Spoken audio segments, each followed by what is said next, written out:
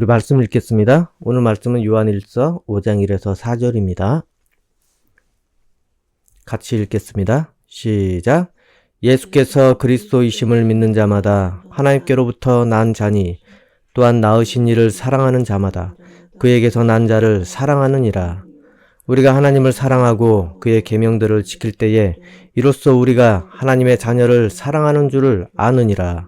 하나님을 사랑하는 것은 이것이니 우리가 그의 계명들을 지키는 것이라. 그의 계명들은 무거운 것이 아니로다. 무릇 하나님께로부터 난 자마다 세상을 이기느니라. 세상을 이기는 승리는 이것이니 우리의 믿음이니라. 아멘. 쉬운 성경으로 제가 다시 읽어드리겠습니다. 예수님께서 그리스도이심을 믿는 사람은 모두 하나님의 자녀입니다. 아버지를 사랑하는 사람은 또한 그분의 아들도 사랑합니다. 우리가 하나님의 자녀들을 사랑한다는 것을 언제 알 수 있습니까? 그것은 우리가 하나님을 사랑하고 하나님의 명령을 지킬 때에 알 수 있습니다. 하나님을 사랑한다는 것은 그분의 명령을 지키는 것을 의미합니다. 하나님의 명령은 우리가 지킬 수 없을 만큼 그렇게 힘든 것이 아닙니다. 하나님의 자녀라면 누구나 다 세상을 이길 힘을 갖고 있습니다. 세상에 대해 이길 수 있는 승리는 우리의 믿음에 있습니다. 아멘. 여러분, 지난 설교에는 하나님께서 이 세상을 사랑하셔서 예수님을 보내셨다고 했습니다. 기억하십니까? 하나님께서는 그래서 이 세상을 구원하여 그 사랑을 증명하시고 계십니다. 예수님을 보내셔서 그리고 그 사랑을 실천을 하셨습니다. 또한 지금도 차근차근 진행을 하고 계십니다. 여러분, 그러면 하나님께서 우리에게 이렇게 진정성을 다하시면서 이렇게 우리를 대하시는데 우리는 그러면은 어떻게 해야 됩니까? 우리도 마땅히 하나님을 진정성을 다해서, 진정을 다해서 사랑해야지 마땅하지 않겠습니까? 그리고 진정성을 다해서 하나님을 우리가 대해야 하지 않겠습니까? 주님 사랑해요. 예수님 사랑해요. 이렇게 많이 찬송으로 고백을 합니다. 오늘도 찬양을 그렇게 불렀는데, 그런데 우리의 삶에 그분을 사랑한다는 증거를 그렇게 보이라면은 여러분은 무엇을 보일 수 있겠습니까? 입으로는 사랑한다고 그렇게 고백을 할 수 있습니다. 그런데 우리 삶에서 내가 하나님을 사랑함을 어떻게 증명해서 보일 수 있겠습니까? 성경에는 분명히 이렇게 하나님을 사랑하라고 했습니다. 마태복음 22장 37에서 40절을 보면은 예수님께서 그에게 대답하셨습니다. 네 모든 마음과 네 모든 목숨과 모든 정성을 다해서 네 하나님을 사랑하여라. 이것이 가장 중요하고 우선되는 계명이다. 두 번째 계명은 네 이웃을 네 자신처럼 사랑하여라인데 이것도 첫 계명과 똑같이 중요하다. 모든 율법과 예언자들의 말씀이 이 두 계명에서 나온 것이다. 이것은 율법학자가 예수님을 시험하려고 물었을 때 예수님께서 대답을 하신 것입니다. 뭘 물어봤냐면은 무엇이 가장 중요한 계명인지 한번 말씀해 보시라고 그렇게 질문을 한 것입니다. 그래서 예수님께서는 마음을 다해서, 목숨을 다해서, 너의 뜻과 정성을 다해서 그렇게 하나님을 사랑하라고 한 것입니다. 그리고 이웃을 네 자신처럼 그렇게 아끼듯이 사랑하라는 것입니다. 이 말씀은 이 구약의 신명기와 레위기에 그렇게 나오는 율법들입니다. 그래서 예수님께서 이 율법에 대한 것들을 인용을 하여서 그렇게 답해줬습니다. 근데 중요한 것은 마음과 정성을 다해서 사랑한다는 것. 하나님을 사랑하는 것이 마음과 정성, 목숨, 뜻을 다해서 그렇게 사랑을 해야 되는데 하나님은 보이지 않으시는데 어떻게 사랑을 해야 됩니까? 무엇을 증거 삼을 수 있겠습니까? 오늘 본문에 나와 있습니다. 3절을 보면은 하나님을 사랑한다는 것은 그분의 명령을 지키는 것을 의미합니다. 즉 마음과 뜻과 목숨을 다하면서 하나님의 율법을 그렇게 지키는 것을 말합니다. 그런데 예수님께서 이 유대인 율법학자에게 그것을 말하고 싶었던 것은 아니었습니다. 이것은 구약적인 해석으로 예수님께서 대응을 해 주신 것입니다. 그들이 시험하려고 그렇게 물어본 것에 대해서 대응을 해 주신 것입니다.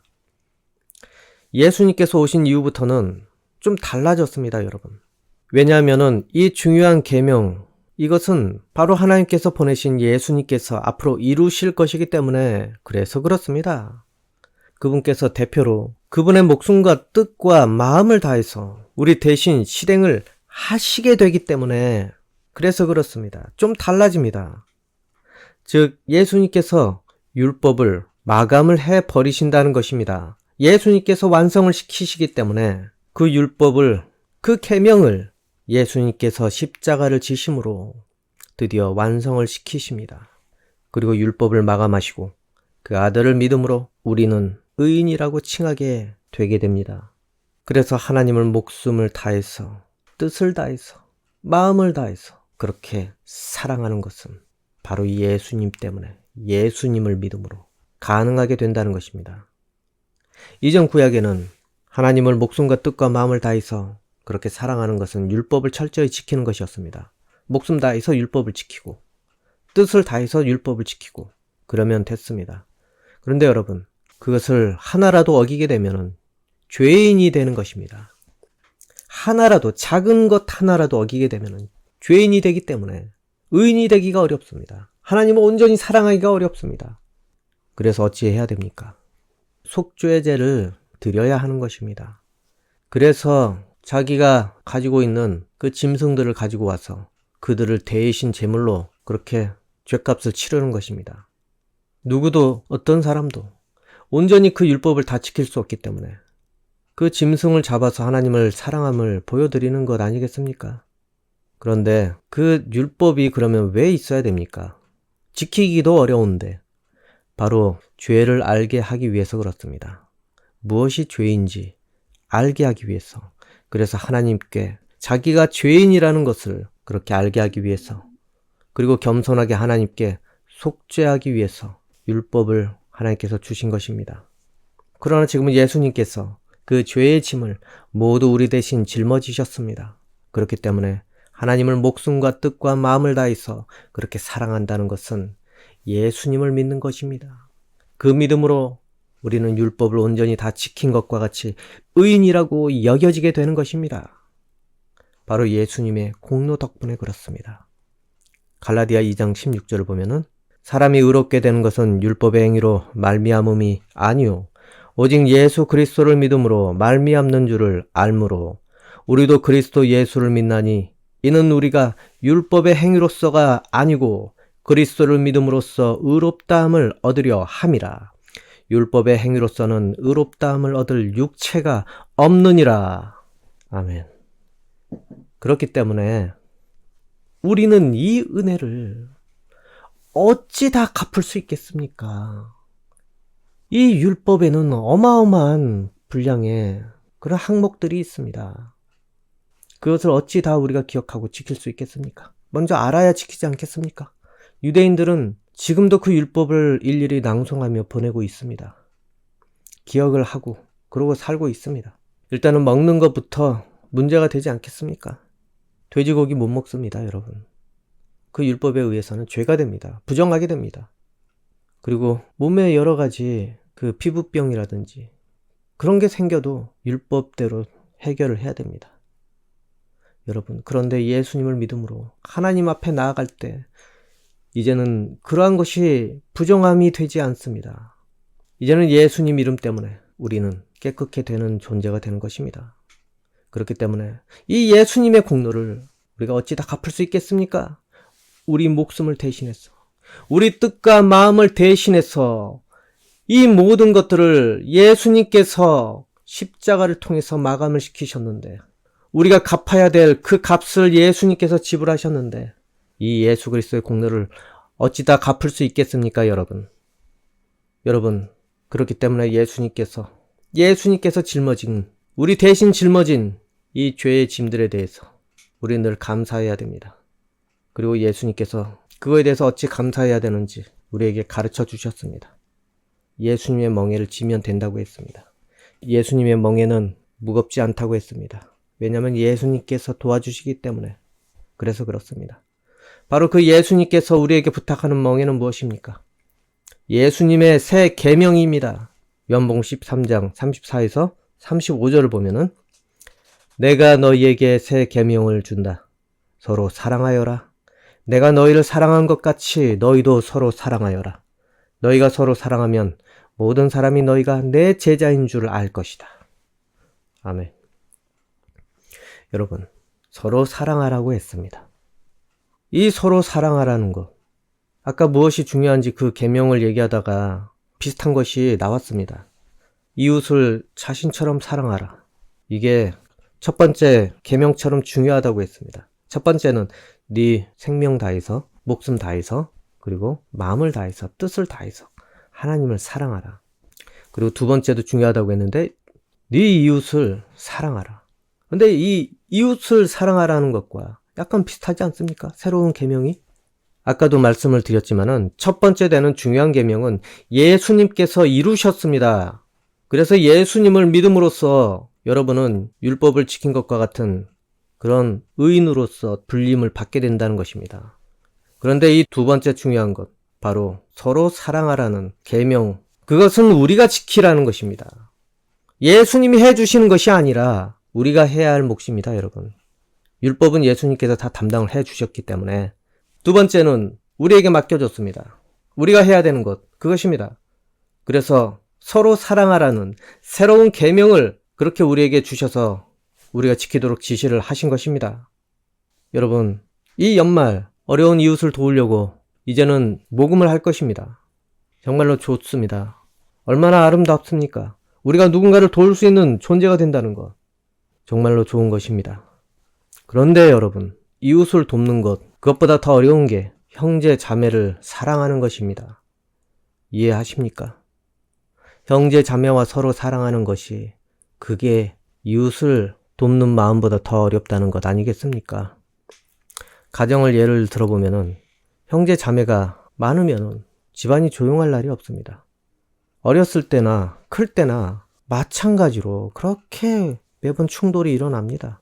어렸을 때는 누가 부모님의 그 제한된 사랑을 더 많이 차지할까? 쟁탈전을 할 때도 있고, 그리고 커서는 어떻습니까? 부모님을 어떻게 대해야 되는지 서로 싸우게 됩니다. 그리고 서로 양보하라고 그렇게 요구를 하기도 합니다. 그래서 여러분, 형제 자매끼리 싸우고 거기서 상처받은 것, 이웃에 사는 친구에게 위로를 받으려고 하지 않습니까? 어쩌면은 형제 자매를 사랑한다는 게 정말 어려운 것일 수도 있습니다. 여러분, 어떻습니까? 여러분은 형제 자매 잘 사랑하고 있습니까? 그러면 잘한 것입니다. 그리고 교회는 어떻습니까? 하나님 앞에서 그 교회에 있는 그런 한 성도 한 성도가 다 형제 자매인데 여러분은 사랑을 해오고 있습니까? 그분들을 사랑을 할 때에 어떤 일이 벌어지게 됩니까? 여러분, 형제 자매를 사랑하면 먼저 집안들 예를 들어봅시다. 집안에서 형제 자매의 우애가 깊고 서로 사랑하는 모습을 보일 때 그 집안은 어떤 일이 일어납니까? 그 집안은 흥하게 됩니다. 먼저 부모님이 기뻐하면서 감동을 하게 될 테고, 그리고 부모님이 살아갈 힘을 얻게 될 테고, 그리고 형제들 간에도 이 따뜻한 가정이 있고 따뜻한 형제 자매가 있기 때문에 삶을 살아가는데 두려움이 사라지게 되고, 그리고 무엇을 하든 의욕을 얻게 되지 않겠습니까? 또한 이웃들은 어떻게 이 가정을 보겠습니까? 이웃들마다 그들을 인정을 해주게 되고, 그리고 부러운 집안으로 그렇게 본받게 됩니다. 그래서 바로 그 집안에서 이루게 되는 그 사랑이 이웃사랑의 출발이 된다는 것입니다. 여러분, 이처럼 세상을 향한 사랑을 많이들 기대를 할 것입니다. 특히 이런 연말 연시 때 먼저 교회 안에 형제 자매부터 사랑을 실천하시기 바랍니다. 집안의 사랑부터 시작을 하고 그 다음에 그것이 출발해서 이웃사랑으로 이어지게 되는 것입니다. 교회의 형제 자매를 먼저 사랑을 하십시오. 그리고 난 다음에 세상에 사랑을 실천하러 나가시기 바랍니다. 세상에서는 사랑을 실천하고 집구석에 들어와서는 으르렁거리고 그러면 되겠습니까, 여러분? 사람들이 이 사실을 알게 될 때 그 사랑이 얼마나 위선적인지 비난을 하지 않겠습니까? 자기 부모님을 으르렁거리며 미워하고, 자기 형이나 동생을 으르렁거리며 미워하고 싸우고, 그리고 밖에서는 천사처럼 베풀려고 하고, 이게 세상 사람들이 알게 되면 자기들이 베푼 그것들을 어떻게 생각을 하겠습니까? 이처럼 여러분, 형제 자매 사랑하는 게 제일 어렵습니다. 자기의 민낯이기 때문에. 그런데 형제 자매를 사랑하는 모습을 사람들이 보게 된다면 이웃도 저만큼은 사랑하지 않을까?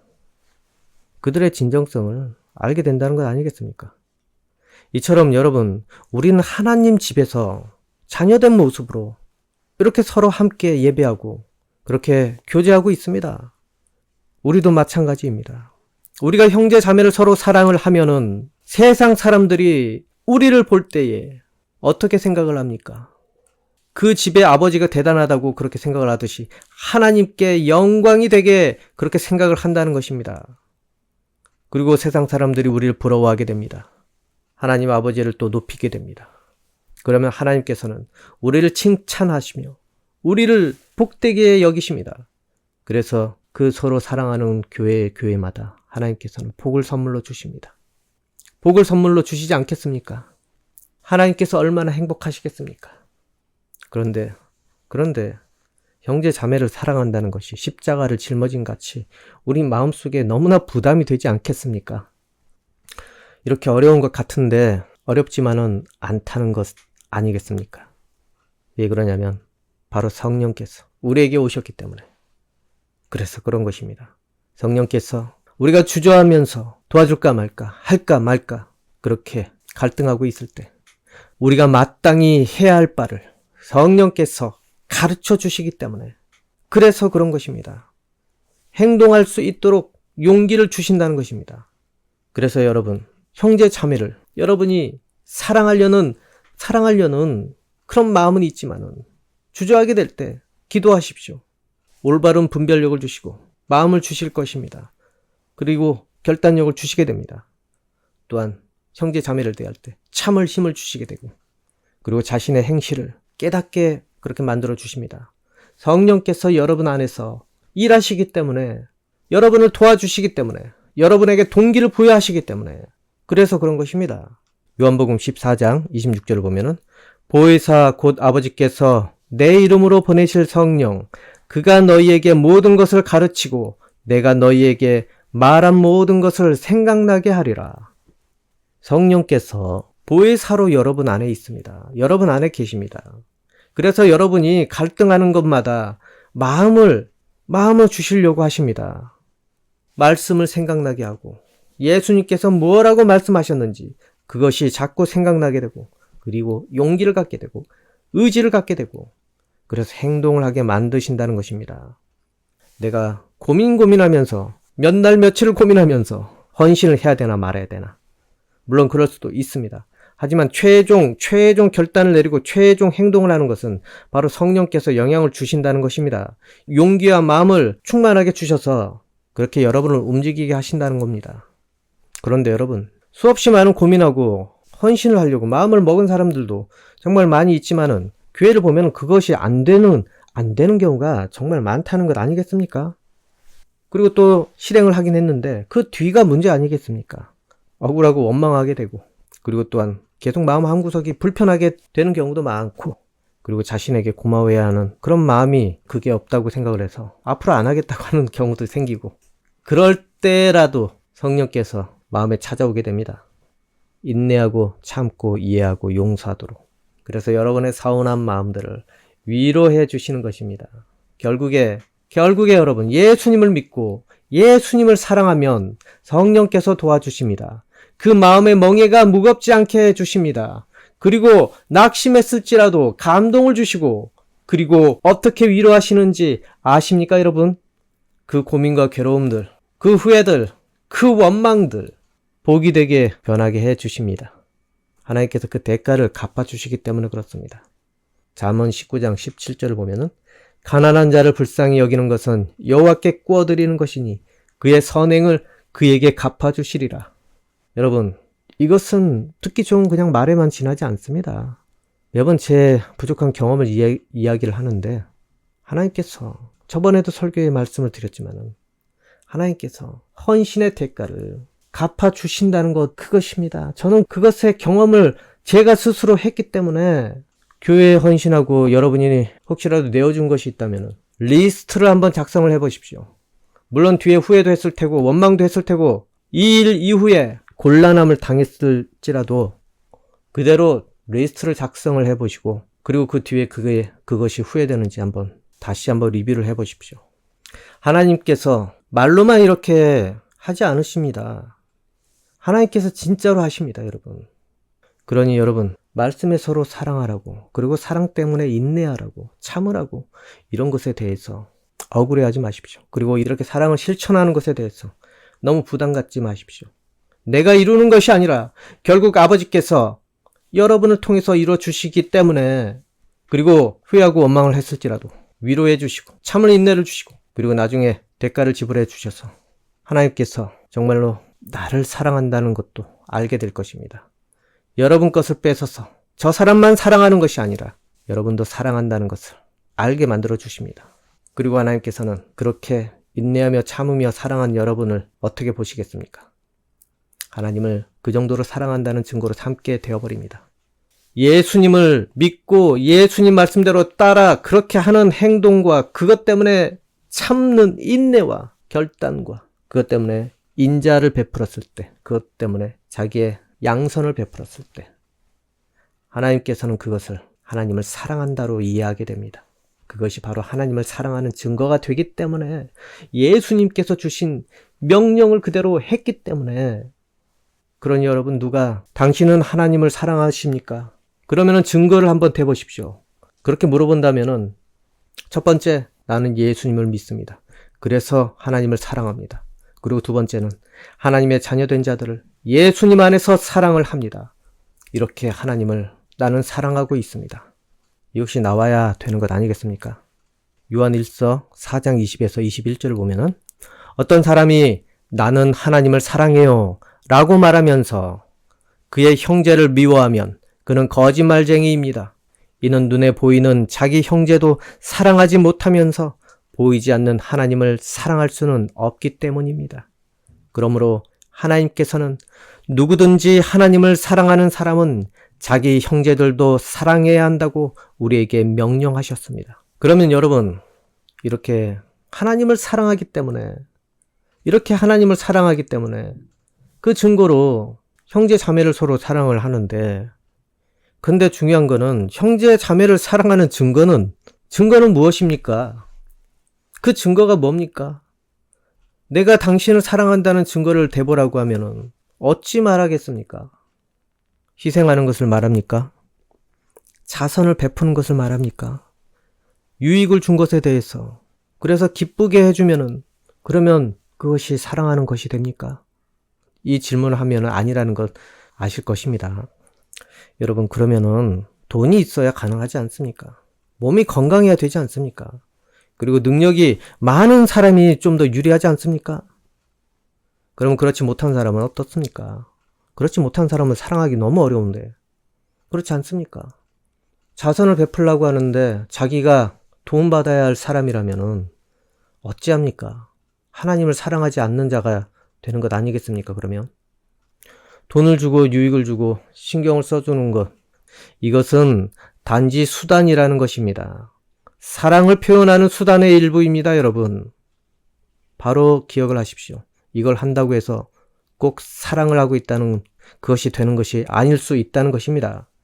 이 사랑의 본질은 우리가 기독교인이라면은, 예수님을 믿는 그런 사람이라면은 이 사랑의 본질을 꼭 아셔야 되는 것입니다. 세상의 사랑과 다르기 때문에 우리의 사랑의 본질은 진리와 함께 기뻐하는 것입니다. 반드시 기억을 하십시오. 우리의 사랑은 진리와 함께 기뻐하는 것입니다. 바로 예수님과 함께 기뻐하는 것입니다. 예수님께서 곧 진리이시기 때문에. 그래서 그렇습니다. 또한 성령께서 진리이시기 때문에. 그래서 그렇습니다. 그리고 하나님께서 진리이시기 때문에. 하나님께 모든 진리가 나왔기 때문에. 그래서 우리는 성삼위일체, 그분과 기뻐하는 것이 사랑이라는 것입니다. 하나님 안에서 기뻐하는 것이 사랑이라는 것입니다. 그것이 우리 믿는 자의 사랑의 본질입니다. 그 안에는 미움이 있어서는 안 됩니다, 여러분. 그 안에 자기 자랑과 유익, 교만과 분노가 있어서는 안 된다는 것입니다. 미움과 다툼으로 시기함으로 그리고 자기 유익이나 얻을 생각으로 형제 자매를 대하면서 그러면 안 된다는 것입니다. 미움을 가지고 원망을 가지고 도와주는 것, 그건 사랑이 아니라는 것입니다. 그렇기 때문에 형제 자매를 사랑하는 것이 쉽지는 하지만은 성령님께서, 진리의 성령님께서 여러분에게 찾아와서 감동을 주어서 기쁨을 주게 된다는 것입니다. 여러분을 위로하게 되어서 기쁨을 허락하게 해 주신다는 겁니다. 그렇기 때문에 여러분, 형제 자매를 도울 때 마음의 부담을 내려놓으셔야 됩니다. 기쁨으로, 자원함으로 그렇게 하셔야 된다는 것입니다. 돈을 주고 미워하고, 도와주고 미워하고, 그리고 원망하고, 서운해하고, 그러면은 아무 소용이 없다는 것입니다. 그렇기 때문에 형제 자매를 사랑한다는 것은 무엇을 하든 간에 그 진리와 함께 기뻐하게 하기 위해서 그래서 해야 한다는 것입니다. 여러분 형제 자매가 여러분의 도움으로 인해서 예수님께 기뻐하면은 그러면은 여러분은 온전히 사랑을 한 것입니다. 그렇기 때문에 예수님을 믿은 것을 정말로 감사하게 되고 그래서 예수님에 대해서 그렇게 기뻐하게 된다면은 여러분은 이미 하나님을 사랑하고 있는 그런 일을 한 것입니다. 그러면 여러분 이제 모두 어떻게 형제 자매를 사랑하는지 그리고 하나님을 또 사랑하게 되는지 여러분은 어느 정도는 이해를 하셨을 것입니다. 무엇을 하든지 간에 예수님 안에서 기쁨이 될 수 있게 그렇게 여러분이 꼭 돈이 아니라도 꼭 몸으로 도와주는 것도 아니라도 여러분이 무엇인가를 한다면은 여러분은 사랑을 하고 있는 것입니다. 뒤에서 기도를 해주시거나 아니면은 친절을 베풀거나 아니면은 따뜻한 말 한마디라도 그것이 형제 자매를 사랑하는 것이 됩니다. 모두 진리 되신 예수님을 서로 기쁘게 받아들이고 진리의 성령님과 기쁘게 동행하여서 이것으로 서로 돌보면서 은혜로 충만해지기를 바랍니다. 하나님을 사랑하는 자 한 사람 한 사람이 그렇게 모이는 곳에는 모든 것이 협력하여서 선을 이루게 될 것입니다. 여러분이 예배하는 교회 그리고 가정마다 일터마다 그리고 여러분이 거하는 모든 곳에서 사랑을 실행하는 그러한 여러분이 되어서 은혜와 복이 여러분에게 충만하게 임하기를 예수님 이름으로 축복합니다. 아멘. 기도하겠습니다. 아버지 하나님, 우리가 자기의 이기적인 마음 때문에 이기적인 사랑을 그렇게 요구하는 경우가 많이 있습니다. 그래서 이것 때문에 미움이 있고 또한 다툼이 있고 그리고 슬픔이 찾아오게 됩니다.